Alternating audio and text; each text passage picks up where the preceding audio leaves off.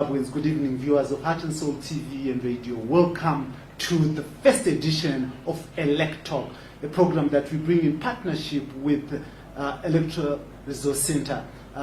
We are going to be doing a series discussing issues that is a build-up to the elections in 2023, the issues that matter so that we have a free and fair election in Zimbabwe. So our partners, ERC, will be partnering us throughout this series as we talk elections. Today we are talking about the elections and the media, creating a free and fair electoral environment for the media. And in studio today, I am joined by the MISA Zimbabwe Director, Tabani Moyo, and from the Media Alliance of Zimbabwe, Nigel. So I just want to welcome you into the program, gentlemen. Thank you for inviting us. Yeah. So let us just cut to the chase. We know that during elections, Zimbabwe Media Commission and ZEC, they work together in regulating the media environment. But I just want you, Tabani, to just probably explain to us the relationship that existed at that particular time and how it works. Thanks, Blessed. The issue with the electoral cycle is that all year round, save for the electoral period, the Zimbabwe Media Commission is in charge of promoting access to information, media freedom, and the regulation of the media industry. But upon that time when the president proclaims an election, that role ceases to be of ZEC. It swiftly moves into Zimbabwe Electoral Commission.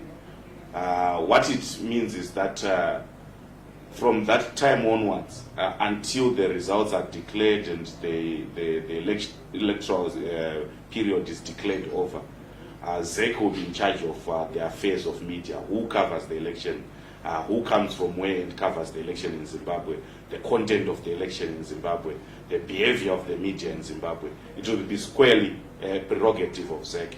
But ZEC will then, by extension through the Act, also it is empowered to invite support, which automatically by default, all over these years, it has opted or elected to invite ZEC, the ZMC. But it does not mean that the Act says ZMC has the prerogative role to partner with the ZEC. ZEC has a broader muscle to invite whoever they feel have got the expertise to help them in enhancing their duties. So what will happen is if the president is to proclaim an election today, even a by-election, ZEC will kick in terms of inviting the media to come and register, which brings into the fore a very tricky component of dual commissioning or dual taxation. Because when you are part of the media industry in Zimbabwe, you are registered by the ZMC. But when the president proclaims an election or a by-election, you are supposed to go and accredit afresh. So these are two constitutional bodies, Chapter 12 institutions, that are charging you tax twice for the same duty. Where in other jurisdictions, the Electoral Commission will rely on the role of registration or accreditation of self-regulatory mechanisms or statutory. When they do so, they will then say, by virtue of being registered by the relevant board, you are deemed registered. Only you produce evidence that you are registered or you are accredited by a body that is already in existence, so that they do not become duplicitous in their role. It might look insignificant if you are talking of the figures that freelance journalists and media houses in Zimbabwe pay. Because if you are a freelance journalist, you pay 8 RTGS, which if you convert is around 8 US or thereabout. But it is quite significant if you look at the foreign correspondents who pay 200 as individuals. And then if an election is proclaimed, they will need to pay additional 200. Worse off a foreign media service, like if you take BBC or any other, SABC, if they want, or Al Jazeera, they want to come here as a media house, they have to pay 10,000 US. So if they want to accredit to work in Zimbabwe, under normal circumstances within the year, they are paying 10,000 US. If the president proclaims an election, they shall pay again 10,000 US. It becomes a highly significant figure, especially when the elections are of interest to the global audience. So as Zimbabwean story has been over these years. So this becomes an impediment towards, because you don't hold elections for your sake as players of the elections. You hold them for the people of Zimbabwe and the international community or international players who also want to observe and are interested, if the investors who want to come into Zimbabwe, and they have that right to gain access to that information so that they make informed decisions. So that's the relationship that exists. Over these years, ZEC would invite ZMC, and by inviting ZMC, they limited their capabilities. They could have invited media monitors, for example, because the monitoring under the ZEC is quite opaque, and most of the times it misses the point by wide margins. Yet you have the expertise with the media monitors. We have perfected the art over these many years of existence. Zimbabwe Media Commission and the Zimbabwe Electoral Commission, they are both sister commissions or brother commissions, whatever you may want to take it, for fear of being gender blind. But they are what we call Chapter 12 institutions. They are independent commissions. And independent commissions, they are supposed to collaborate and work together. They have just been demarcated in terms of administrative efficiency, but generally speaking, their work, they dovetail, they interlock and interconnect. So in this regard, the Zimbabwe Media Commission and ZEC, they have a relationship. Just like the ZEC, National Peace Reconciliation Commission, the Gender Commission also will be interested in seeing the voices of women, is interested in seeing the number of women who are taking up leadership positions, and even how women are being depicted and represented. So these commissions, they work closely. But during elections, the apex commission that will be really running the show is the Zimbabwe Electoral Commission, but in consultation and in collaboration with other commissions, just like the Zimbabwe Media Commission. So there's a working relationship. So I want to, we have one TV and radio station that is extraterrestrial in Zimbabwe. What is the role of BAS, the Broadcasting Authority of Zimbabwe, as we get into an election? Well, pretty much like the Zimbabwe Media Commission, BAS, when it's time for elections, it becomes subservient to the Zimbabwe Electoral Commission. And there are obviously a guiding legislation to that effect, first being the Supreme Law itself, the Constitution in Section 61, which is categoric to the conduct of that one particular station that you make reference to, because it is a state broadcaster. Yes, we want it to be a public broadcaster, but in terms of its definition within the Constitution and in terms of how it is currently structured and organized, it is state. And the Constitution is clear as to how it should conduct itself, not just during an election, but in general. Then during elections, the Electoral Act and also through statutory instrument 33 of 2008, which then also gives ZEC the mandate to regulate the media. It also stipulates the conduct in which the media, this time both print, broadcasters across the board, ought to conduct during the elections. So the role of BAS, the role of ZMC, normally is at the prerogative of ZEC, because ZEC is supposed to, by law, issue a report on the conduct of the media, whether the media was fair, whether the media was balanced, whether the media provided accurate information, and whether the media provided access to all players concerned. And also most electoral observer missions also do monitor the conduct of the media. So we are talking about, as we talk about that, I wanted to bring to your attention the judgment that was made in Mashingo, which actually spoke up saying that the ZBC and state media, state-controlled media, was actually excluding dissenting voices from its coverage. Now, what mechanisms are there for people who are aggrieved in that manner to ensure that to get their problems addressed? Because it's no point having that judgment after the election, because the elections would have happened. You know, well, you raised a very pertinent point, because the challenge that has been happening in Zimbabwe is we've been having judgments, we've been having the judiciary pronouncing itself. First, in the case of Jesima Jome on the license fees of ZBC, where the judgment was categoric that the ZBC is a public broadcaster and as such should behave as such. It is funded by taxpayers' money, it is funded by the people, and it has a public service mandate. Whether we have seen any action towards that particular judgment being respected is another thing.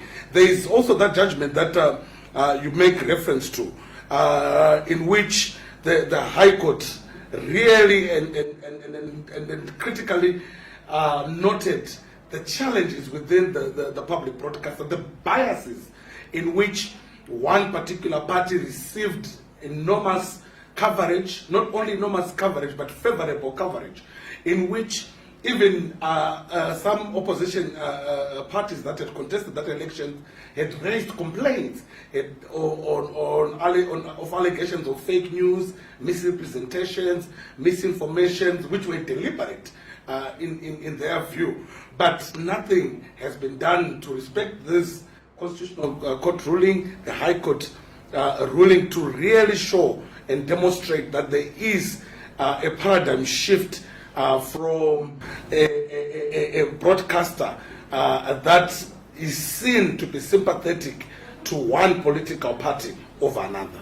So you say ZEC is the one that is in charge, and this it only kicks in at the point of the proclamation of the election. Now, does this mean that biased reporting, because election in its sense is not doesn't start when there's a proclamation. Election, it's a cycle. So does it mean that biased reporting is okay before? What this points to in terms of the behavior of the state broadcaster is that beyond our constitutional guidelines, because the elections are also run together with sub-bodies, your SADC, your AU, your COMESA, among others. So in this previous election, all the election monitors and observers were in agreement. The point of agreement was on the biased nature of state media in terms of covering an election, even within the confined time, limited as it is. Forget about the time where they didn't see it behaving. The short space of time that they saw it when they were in the country, it was corrosive enough for them to come to a conclusion that this did not aid to the holding or creation of an environment that will enable free and fair elections. That is your EU, your AU, your SADC, your COMESA, all the election observers, they are in agreement on that issue.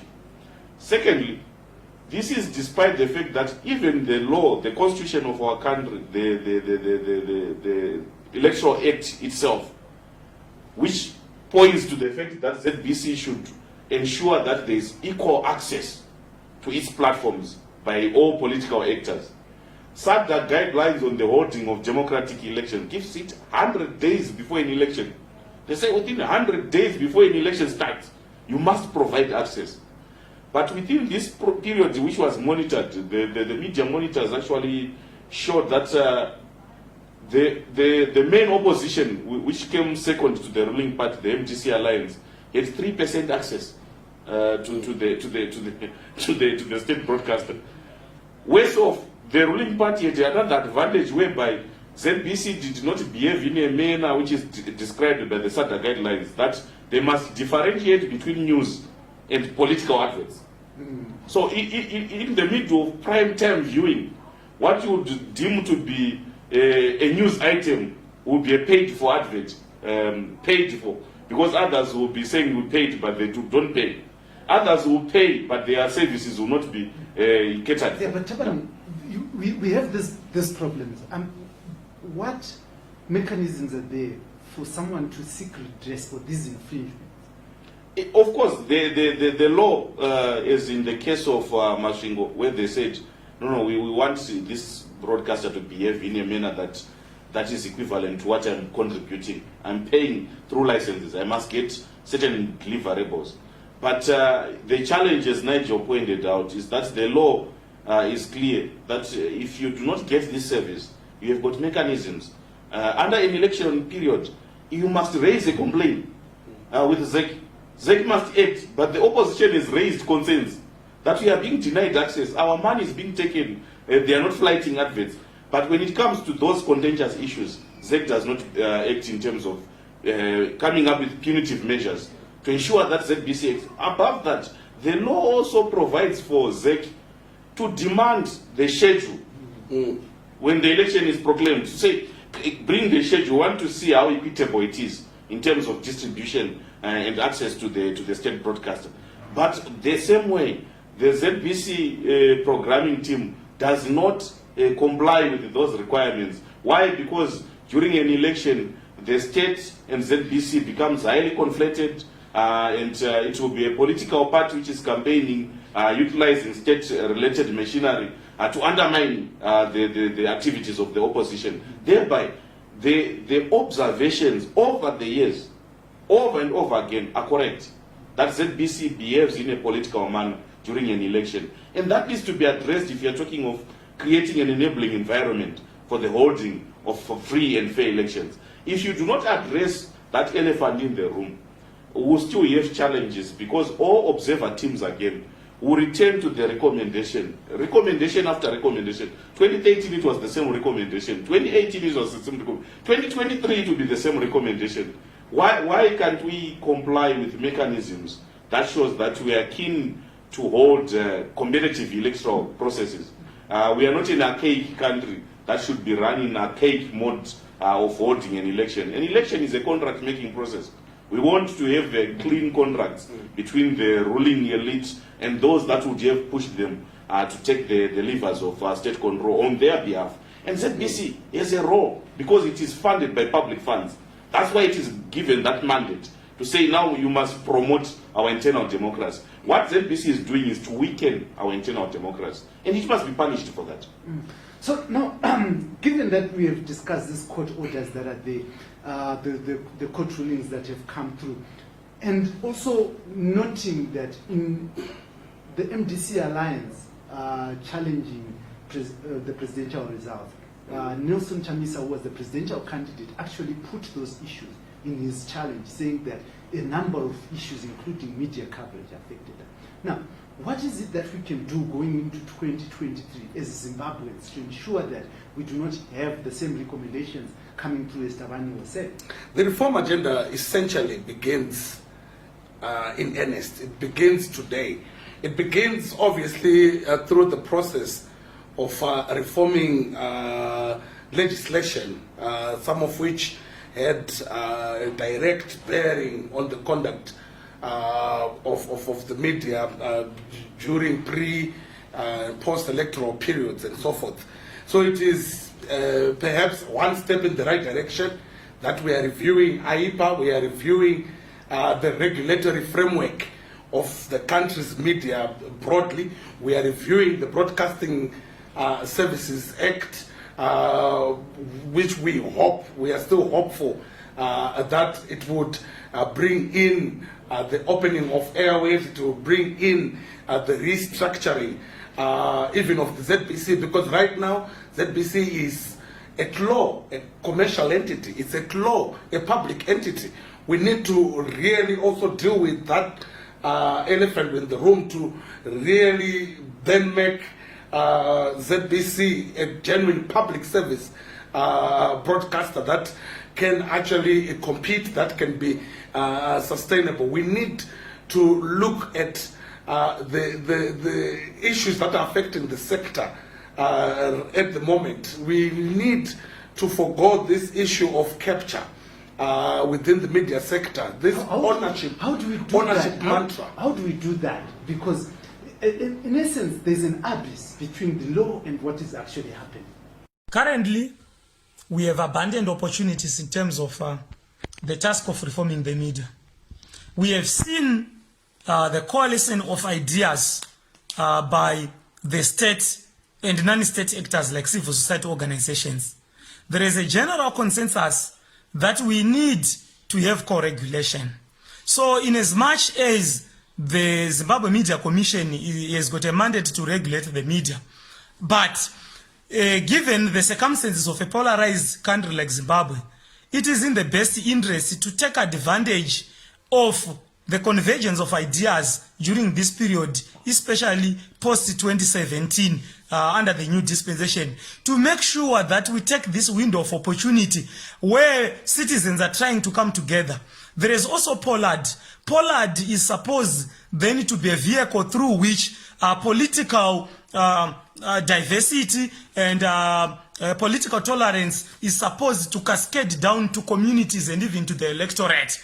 But the challenges within Pollard are supposed then to be rooted out during this pre-election period, because it can be really a space for consensus building. It can even play the global political agreement role outside any constitutional amendment, because GPA was an offshoot or a child of global of constitutional amendment number 19. But we might not even need to constitutionally amend. We can even come together as Zimbabweans. But there is need for inclusivity of both political players in Zimbabwe, and inclusivity in terms of ideas, and inclusivity in terms of participation and charting the way forward for that Pollard. So it is another vehicle outside the law to make sure that we bring people together. And this is a bearing in terms of the reportage within state media. Because if they really agree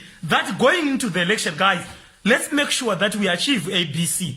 We also have a constitution which is clear. Like I told you, section 61, subsection 4. It is clear of how the public media and state media should discharge its duties. So this is a constitutional game, and we need to take advantage of it. And we have also chapter 12 commissions which are there, which have the roles that are in sync, roles that are dovetails. These commissions can play a role of bringing peace, like the National Peace Reconciliation Commission. It can play its role pre-election period. And when that role is upheld, we anticipate that as we go into the elections, we have tolerance, political tolerance. We have healed the communities. Healing at the level of the top echelons of power, like in terms of the leaders of political parties, devoid of healing in terms of our communities and the people on the grassroots and the electorate, will bring nothing but disaster. So we need to uphold that healing. Yeah, Blessed, just to jump in to buttress Nigel's point. The law review will set the framework, definitely. But ZEC itself made a pledge that it is going to review its mechanisms and factor in the recommendations of SADC AU. I think because they came from SADC and AU, it said it is going to be responsive and absorb the recommendations, including the EU report. So what it means is the burden is for us to push ZEC to declare what it has done to this end, to go into the observer mission reports, highlight the key issues of contention, what has ZEC done, the steps they've taken in a public process, in terms of bias of the state media, what have you done? Key recommendation that we will put for ZEC is, when you are reviewing the behavior of state broadcaster, review your appeals and complaints mechanism. It must be advertised now so that people understand how it works from now all the way to into an election. And above reviewing it, also give ZEC the powers to sanction behavior, especially of the state broadcaster when it is airing. And it must be the public so that we have remedies as consumers of news during this period of time. If ZBC conflates deliberately news and advertorial content in favor of a certain political party, technically I need recourse if I'm an actor in that program. So someone would want to know, who's watching, would want to know, Tabani, why you insist on ZBC. You do not touch on Heart and Soul TV and radio. You do not touch on the Zimbabwe Independent or other privately owned. So would you mind explaining that? ZBC, by the right of the Constitution, its establishment, unlike any other player in this country, ZBC did not apply for a license. It didn't from Rhodesia time to independence. Why? Because the Constitution, firstly the Lancaster one, and this new one, enabled its establishment. And some acts like the ZBC Act and then the ZBC Commercialization Act made it deemed licensed when they were transitioning from the Commercialization Act to ZBC Act. It was said ZBC is deemed licensed. Even this new licensing regime that everyone is applying for, there is one for ZBC and one category for other players. ZBC is already deemed licensed. Secondly, the Electoral Act imposes the certain measures that it must take. Why? Because it's financed by public funds.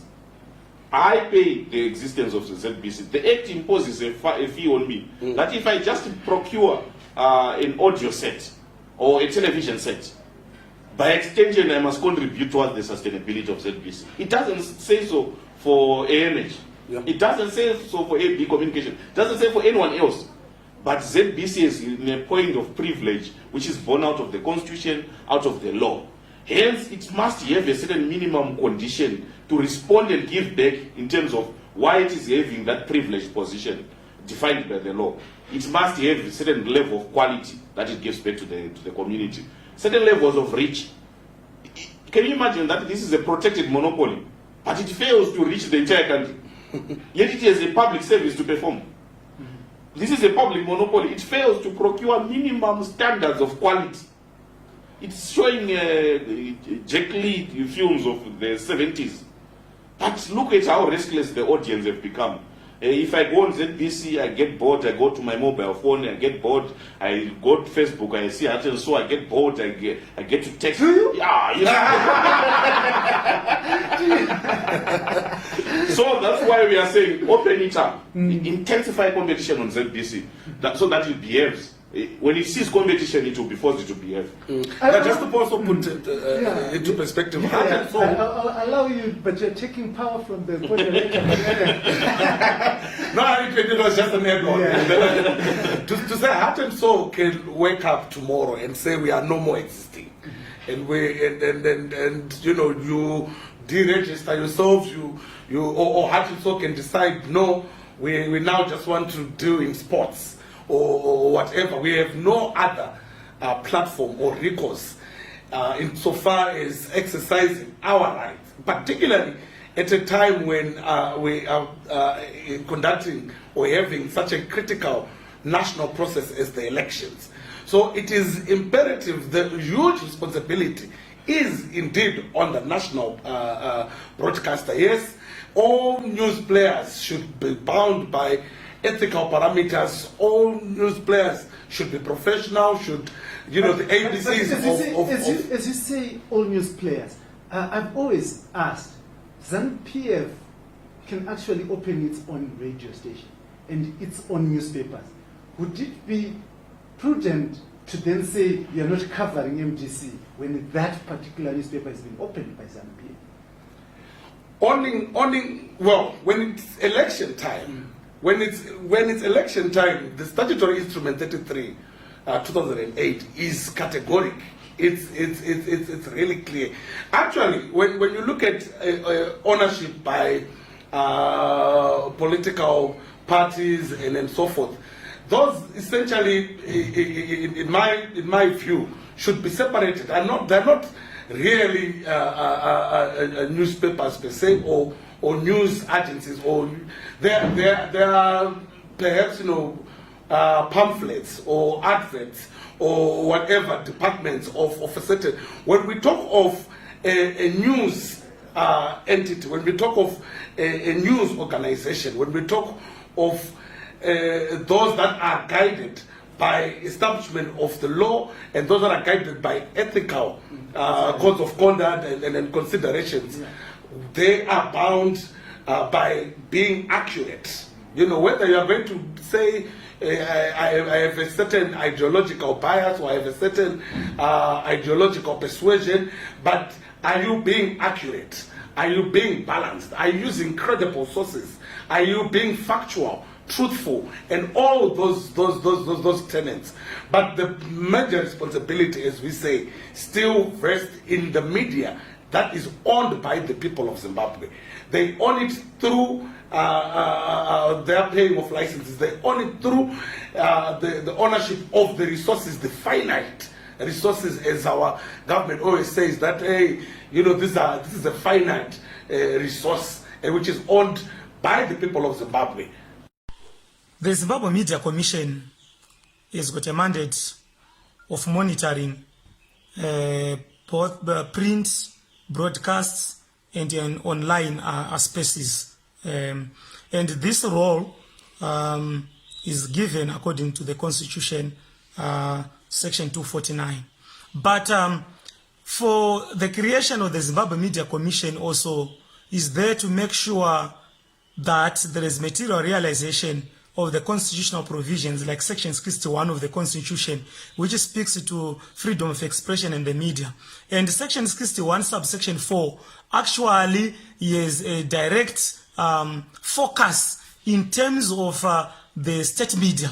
It calls for impartiality and editorial independence, and that the state media is supposed to make sure that it gives room to divergent views, not convergent views, but also divergent views. So given that mandate under Section 61, which also is supposed to give a thrust to the Zimbabwe Media Commission, the Zimbabwe Media Commission has a task then to make sure that the reportage from the state media is supposed to be in sync with the constitutional provision.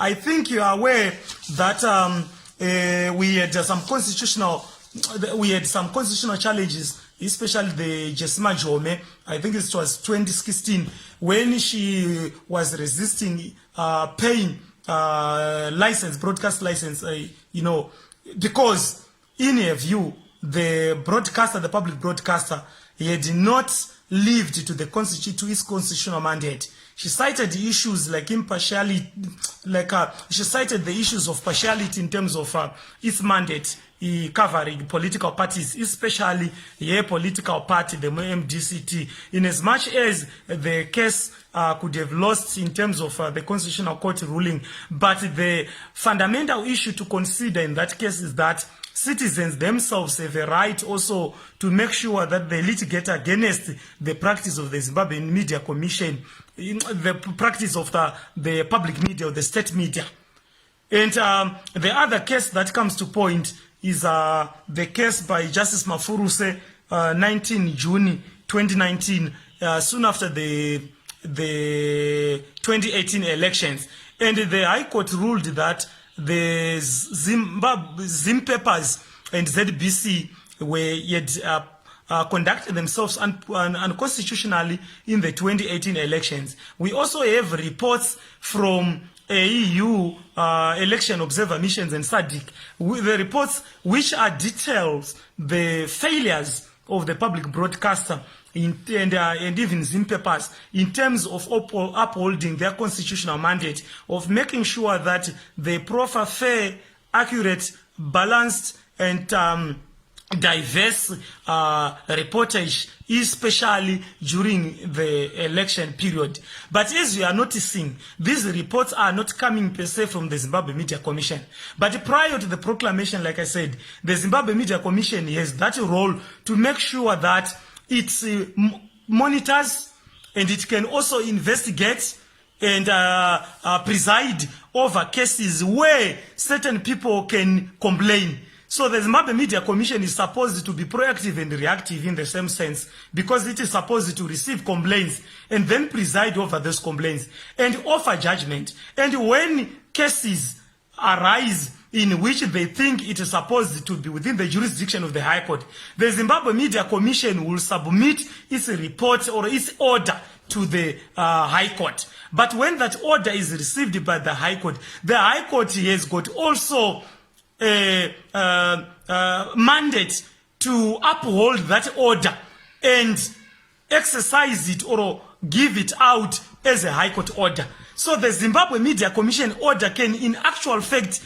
have a High Court order effect when it is given to the High Court. So these cases that we have witnessed, we have witnessed historically, they are just there as indicators of the failings of the state media to practice its in terms of the laws of the land.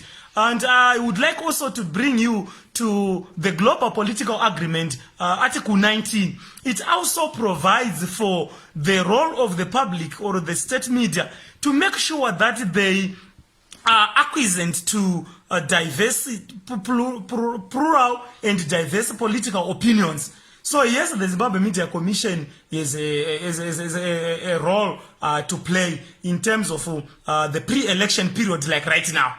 But as we go toward the election, then that role is assumed by the Zimbabwe Electoral Commission. But they work hand in glove in terms of making sure that the media adhere to the dictates of the law and the constitution. Yeah. It further to that, Blessed, just before you jump in, take it this way. ZBC is a creation of the law, a statute that comes through the government of Zimbabwe. It's a protected terrain of saying we can't commercialize everything in this country. That which we retain as a government is of strategic value to serve the nation.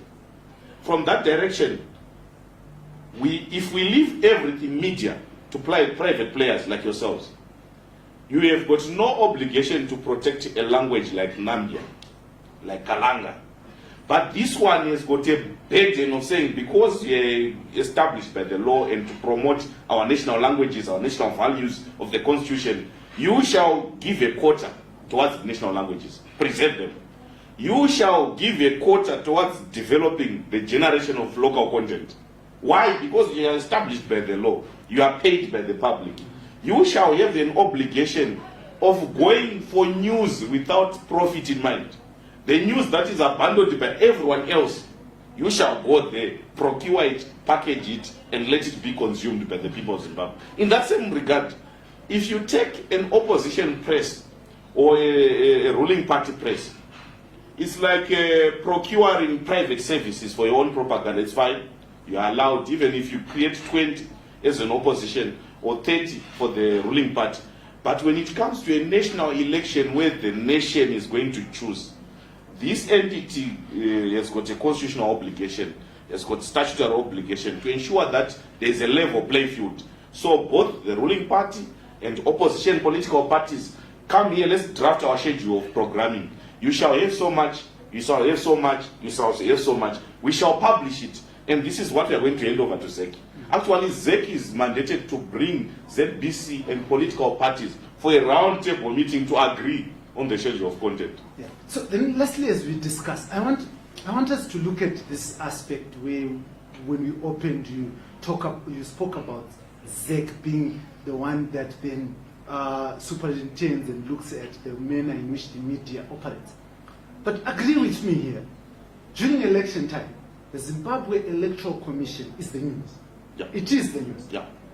So in then regulating the operations of the media during election, it becomes the police, the judge, and the prosecutor, because it can sit as a court and deal with a media house that is deemed to have gone wrong. Yeah. But that media house is reporting directly about the operations, the behavior, and the wrongs of ZEC. So is this a desirable thing to do? Well, it's the trend. It's the trend globally. But what we insist is that just like ZEC itself, when you say it must come into law, it must be defined and start running the affairs of an election. Remember, it's not coming from nowhere. There's an interested partner who is going to be appointing this animal. But what we are saying is, develop a framework which makes it as independent as is possible, fireproof it, and ensure that it's high above everyone else's standards. so that when it looks down to the players, it's insulated from attacks. When it comes to the media component, the reason why we're saying broaden the media component in terms of monitoring and supervision is specifically for the reason you have outlined. That if you bring in expertise which is deemed to be independent, you are strengthening the credibility of the regulator. Why? Because if you rope in the media monitors to say, come and give us expertise around monitoring, everyone will be comfortable to say the results that are coming from ZEC are correct reflection of what's happening on the ground. But if you bring compromised entities and they constitute this wholesale supervisor of the election, and yet over these years perception has been negative on their operations, then what you are doing, you're aiding to this argument you are presenting, that you are not an impartial arbiter. We want you to be an arbiter, but now the problem is already this ruling party is coming from a vintage point of view, because already they are getting 60% of the coverage, and you are watching. You are not blowing the whistle. You are just watching. They are exceeding 60%. The opposition is getting 3%, and then since this was the most contested election, forgetting the number of 50 something. Yeah. The other smaller political parties, others at 9%, the main opposition party at 3%, and the ruling party at 55%. So you could see it's glaring, because it's the way it's structured. It's feeding into the narrative that this is aimed to preserve a certain narrative, a certain hold of power of a certain ruling elite, rather than presenting a level and fair playfield. There is no wrong to invite a retired journalist to say, can you go and monitor the ethics and the health sector? There's no wrong in saying a good monitor, go and help SEC. A very good spectrum analyst to come and say, go and sit in the board and see if we have got fair distribution of the signal during this period. Why? You are strengthening the role of the Electoral College to come up with acceptable results. Why? Because you are being inclusive. Nigel, we talk about punishing the ZBC or punishing the media for violations of ethics and coverage during elections. Is this sustainable? Is this something that we can push for, to say that where the media, for instance, promotes hate language, excludes other voices, and actually, is clearly partisan, it should be punished? Yes, a culture of accountability. I think if there is one challenge that keeps recurring in our country, and it also goes perhaps beyond the media industry, is of crimes being committed with impunity. It's of offenses being made without any recourse. It's about continuous and sustaining a culture, whether be it of repression, be it a culture of bias, or of sustaining a certain system without necessarily holding anybody to account, without necessarily having recourse. So it is imperative that indeed going forward, when we say the law compels you to be fair, the law compels you to give equal access, the law compels, there has to be a mechanism for accountability. And to just also go back to Tabani's point or around strengthening the ZEC mechanism around the elections, ZEC has what is called a media monitoring committee, which is pretty much independent, and then gives its reports to the broader ZEC board. And that committee, I think the last time it was chaired by Madame Kazembe, and so forth. That mechanism has to be introspected to say, okay, do we necessarily have to have that committee being spearheaded by commissioners? Or if it is being spearheaded by commissioners, how best do we make, because media monitoring is a scientific process. Media scheduling is a scientific process, because you have to be deliberate.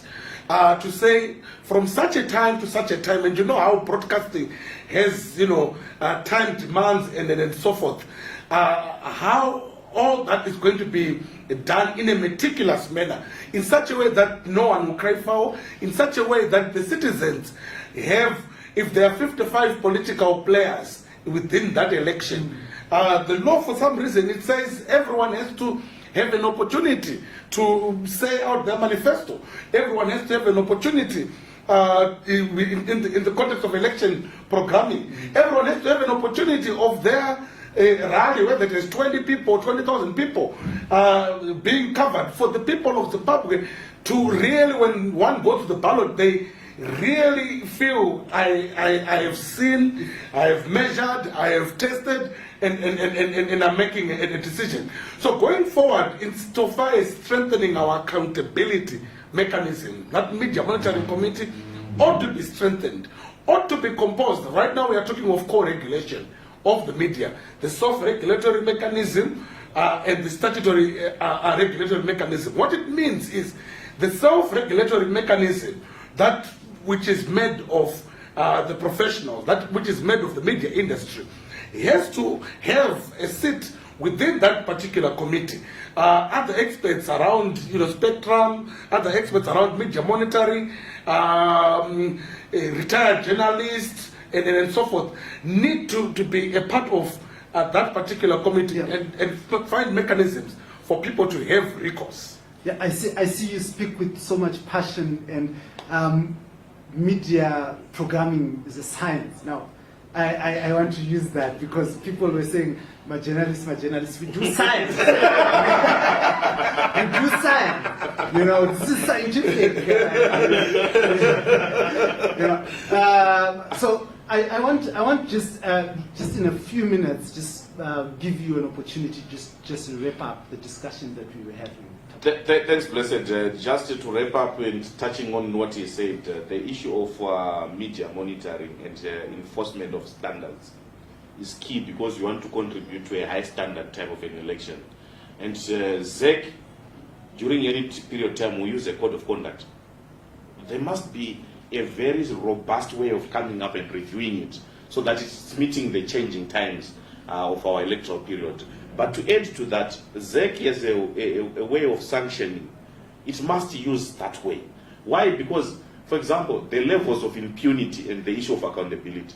Journalists are the most vulnerable people during an election. They are attacked by political parties. They are attacked by the police, by uniformed forces.